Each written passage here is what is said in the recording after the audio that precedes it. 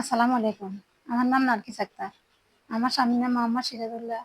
আমার বাড়ির নাম বক্সি ব্যাপারী বাড়ি, পশ্চিম চণ্ডীপুর, থানা দাগনভূঞা, জেলা ফেনী। আমার স্বামী কাবুইয়াপুর মসজিদের পাঞ্জাখানা মসজিদের মুয়াজ্জিমি করে ৩,০০০ টাকা বেতনে। আমার সমস্যা হলো, আমি যে বসত বাড়িতে আছি ওখানে আমার স্বামীর ৪.৫ শতক জায়গা ছিল। ওই জায়গার ভিতরে আমাদের বাড়ির ওরা বাড়ির ছিল না, এরা বাড়ি থেকে বেচা কিনা করে চরে চলে গেছে। সেখান থেকে এরা 2020 সালে একবার আমার সাথে এভাবে জুলুম করছে। করার পরে এরা, আমি লীগ সরকার থাকতে এরা আমার উপর মেলা নির্যাতন করার পরে এরা এখান থেকে চলে যায়। চলে যাওয়ার পরে ফেনী থাকে। কিছুদিন আগে আমার নামে থানাতে অভিযোগ দেয় আমি নাকি তাদের জায়গার জবরদখল করে ঘর করেছি।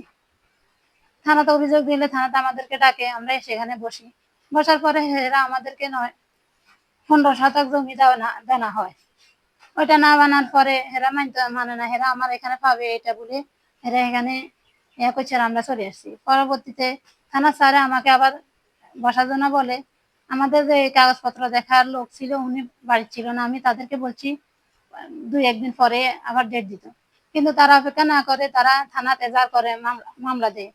আমার স্বামী এবং আমাদের সালিশদারদের সহকার 8 জনের নামে তারা মামলা করে। মামলা করার পরে আমাকে পুলিশ দিয়ে হয়রানি করে, বিভিন্ন ভাবে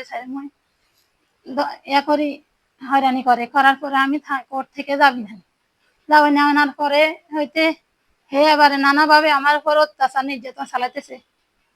আমি বহুত কষ্ট করে বাড়িতে আছি। আমি 2 মেয়ে নিয়ে অনেক কষ্টে আছি। তারপরে কিছু থানা যাবি না আসার পরে দাগনভূঞার নেতা ফটিক ভাই সরকার যায়।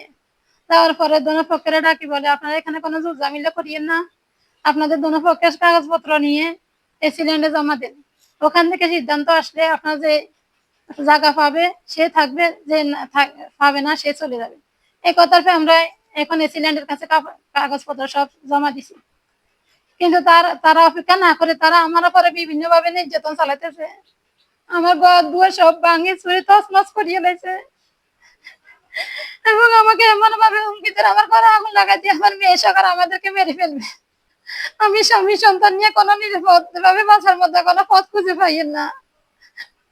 আমি আপনাদের দৃষ্টি আকর্ষণ করে বলছি, মাননীয় প্রধানমন্ত্রী তারেক রহমান এবং আব্দুল আওয়াল মিন্টু সাহেবের কাছে আমি আকুল আবেদন করে বলছি, আমার জানে নিরাপত্তা নাই।